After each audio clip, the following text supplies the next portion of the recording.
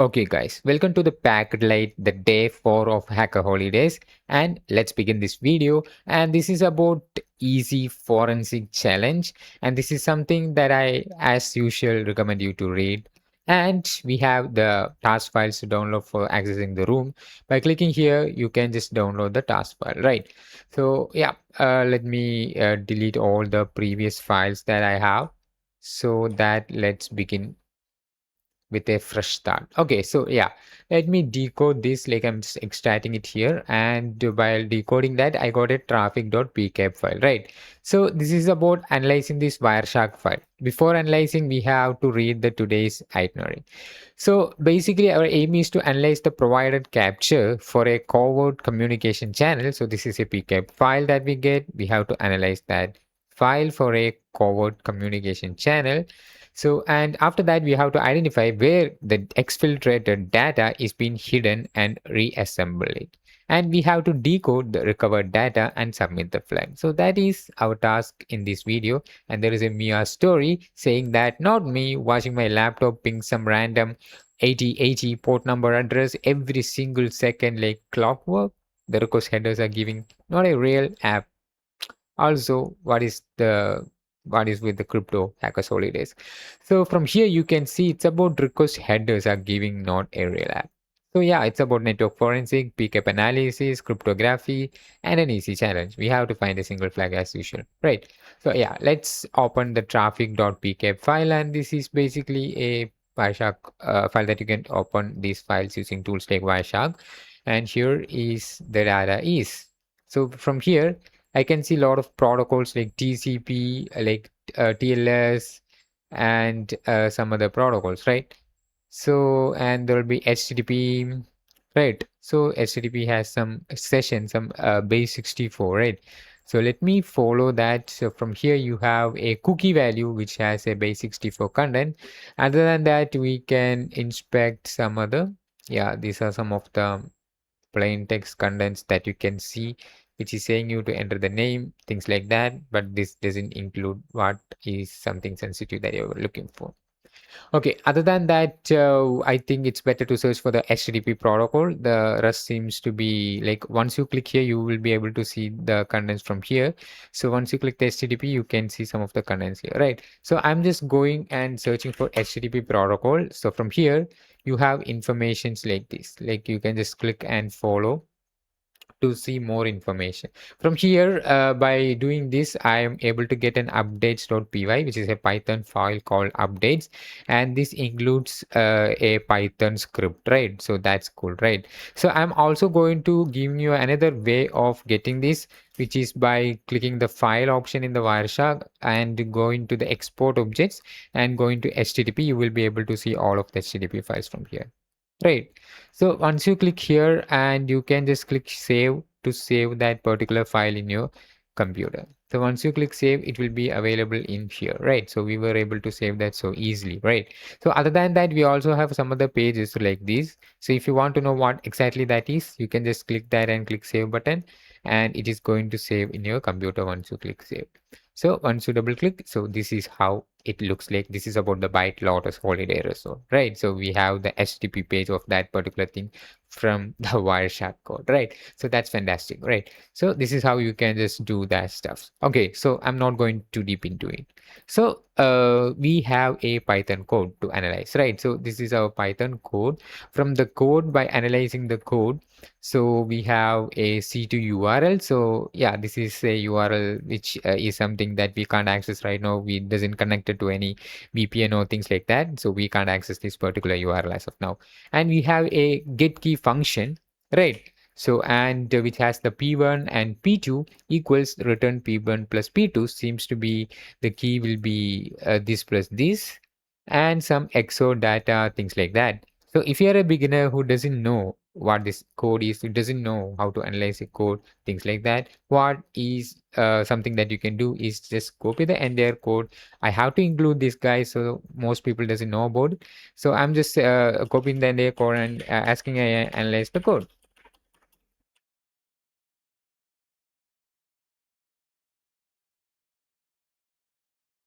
So I'm just asking the AI to analyze the code and tell me what is this used for? So from here you have some information. This Python script is a simple keylogger with the data exfiltration. It captures keystrokes from the victim's keyboard, encrypt each keystroke, base64 encode it, and send it to remote HTTP server via cookie. So this is what exactly this particular Python code is, right? So yeah, we have some important modules, and we have some C2 server URL, and we have some encryption keys, and the key is this, like the combination of the P1 and P2, and this is the key. And the author split it into two strings to make it slightly less obvious. For most people watching these kinds of videos should be beginners, so that is the reason I've been using AI for understanding the concepts. Most people watching my video still doesn't know about codes like this. So yeah, I just want you to understand the concept, so it is better to use AI for understanding the concept, because this is the era of AI. So you can see and some other information, the result is unreadable until it is XORed again with the same key. So from here we have some information about this particular Python code, right? So from here you can see the encrypted, the base64 decode functions, things like that. So our aim here is to encrypted bytes, and yeah, we have some store in cookie URL. So here we have a cookie example, like the malware hides it inside an HTTP cookie, and we have some cookies. So yeah, so a get request is made, so we have to look for the cookie values. So runs every time a key is pressed, so you have more information, like so typing hello world generates request for like this. Each character is transmitted individually. So we have some workflow, and suppose the victim types A, the UTF-8 will be 41. So XOR with the first key H equal to 48. So you can see some examples showing here, like the base 64 CQ equal is showing here, and it's about 09. Going to 09, we have to XOR it, and things like that is what we need to do. And we have some more information about that. I recommend you to read that concept by yourself. And what we are going to do is we understand that it's about the cookie value, right? So from here in the code, you can see it's about the cookie value. So it's about hotel, session, state, base64 string. So we have to find these kinds of strings. So for that, you have to open the traffic. So it's better to use the HTTP because that includes most of the things that you actually want.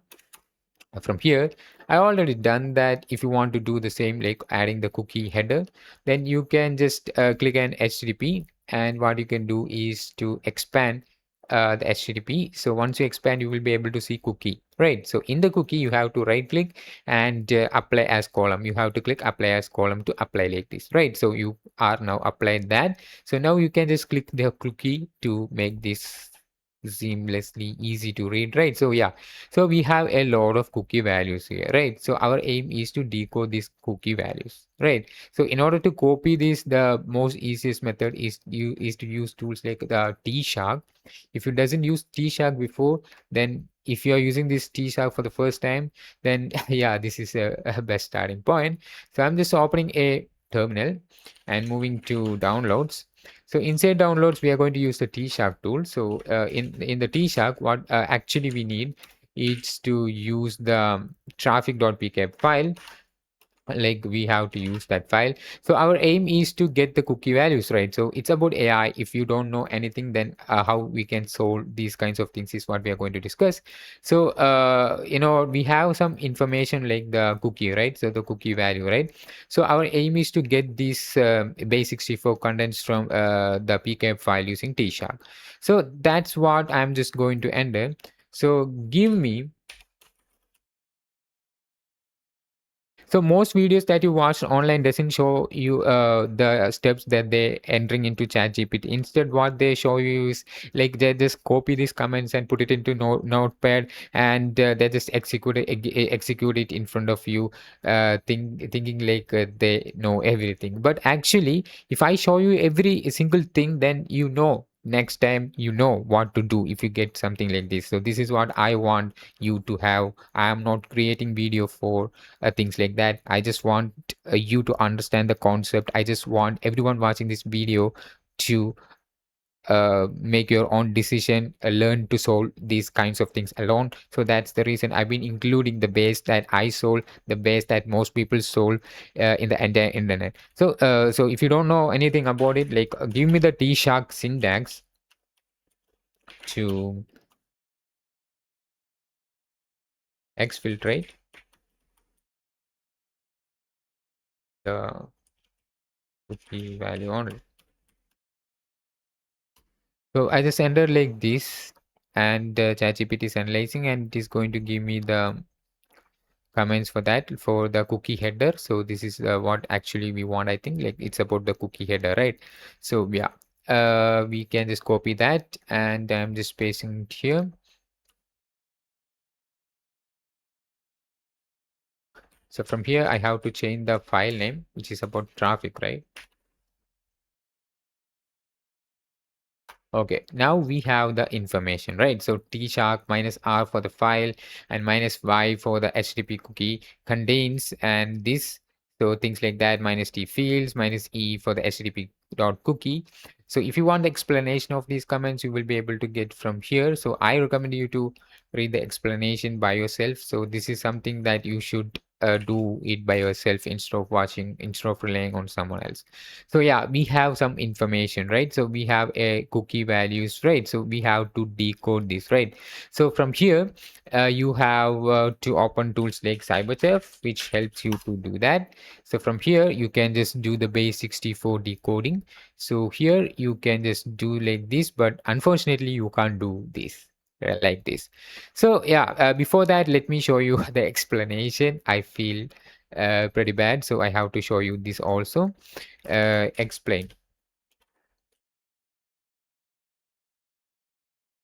So yeah, we are going to explain the each and every command that we used in the T-Shark, which is the tool name, which is a command line version of the Wireshark is T-Shark, and minus R for specifying the file name or the PCAP file name, and we use the minus Y for applying a display filter. In this, we applied the HTTP.cookie contains the hotel session state equals. This is display filter that we applied. So this is the same filter syntax used in the Wireshark graphical user interface that we done before. Right, so without it, every packet is displayed. So we have, or we only need this.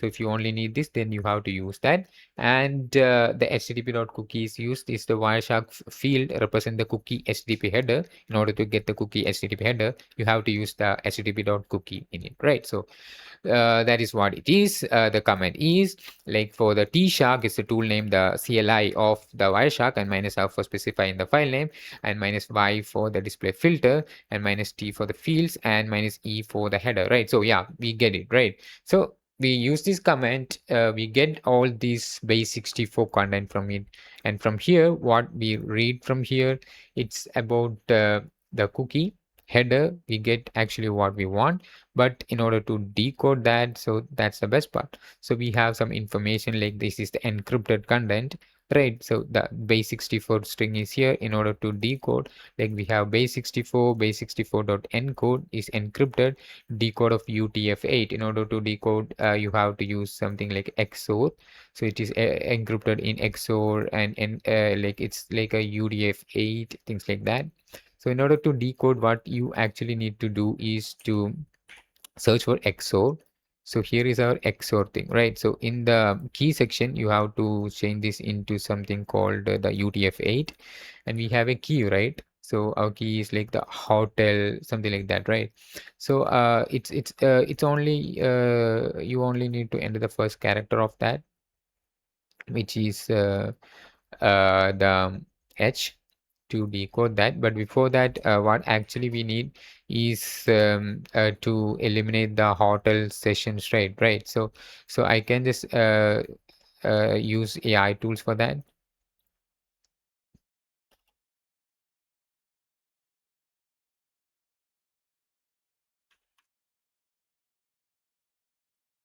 So I'm just going to give this prompt for showing this only lane by lane. So here it is. We have the information. I just copy that. So now we have the option to enter the key. So as you know, the key is this, right?